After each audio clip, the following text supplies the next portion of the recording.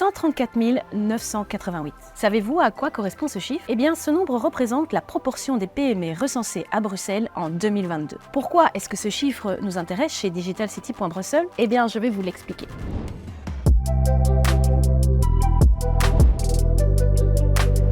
En tant que pôle formation emploi des métiers du numérique, digitalcity.brussels s'adresse en partie à un public d'entreprises pour offrir une série de services comprenant formation, matching emploi et sensibilisation. Pour y parvenir, le travail mené dans les rapports de veille nous permet de comprendre les défis auxquels sont confrontés ces publics bruxellois. Dans le cadre de notre dernier rapport de veille intitulé « Digitalisation des PME bruxelloises », nous nous sommes intéressés aux besoins des PME et des startups digitales en matière d'innovation et de culture digitale. On a consulté des tas d'analyses, on a mené notre propre enquête et maintenant, on va vous dire ce qu'il en est ressorti.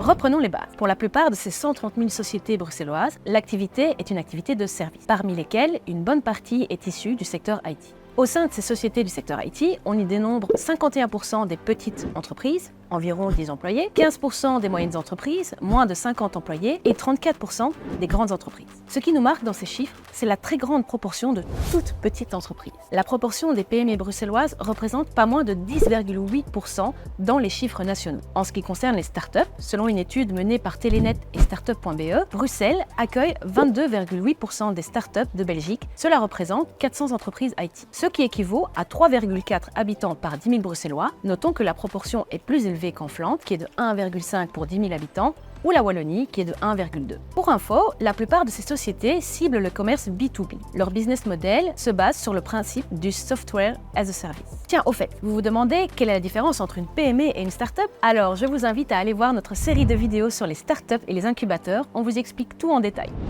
Bref, tout ça pour vous dire que les petites entreprises IT qui sont présentes à Bruxelles et que Digital City, en tant que PFE de Bruxelles, tient à aller à la rencontre des besoins de ce public. Or, selon une enquête menée en début d'année, seuls 7% des 750 sociétés interviewées connaissent notre existence. Au premier abord, ce résultat peut paraître assez décevant. Néanmoins, ce n'est pas si mal finalement. En 3 ans d'existence, et principalement avec un démarrage en période Covid, la mutualisation des services publics et privés dans ce contexte, Digital City a réussi à proposer des services toujours plus qualitatifs. Par exemple, en 2022, nous avons comptabilisé plus de 100 sessions de formation organisées à destination des entreprises. Nous avons également construit avec succès des formations sur mesure permettant à des chercheurs d'emploi et à des entreprises de se rencontrer et de collaborer à travers un trajet formation-emploi sur mesure. Dans notre enquête, nous nous rendons compte que pour les entreprises qui nous connaissent, c'est avant tout pour notre offre de formation à destination des employés, 52%, mais également pour nos divers événements, les webinaires, les conférences, à 43%.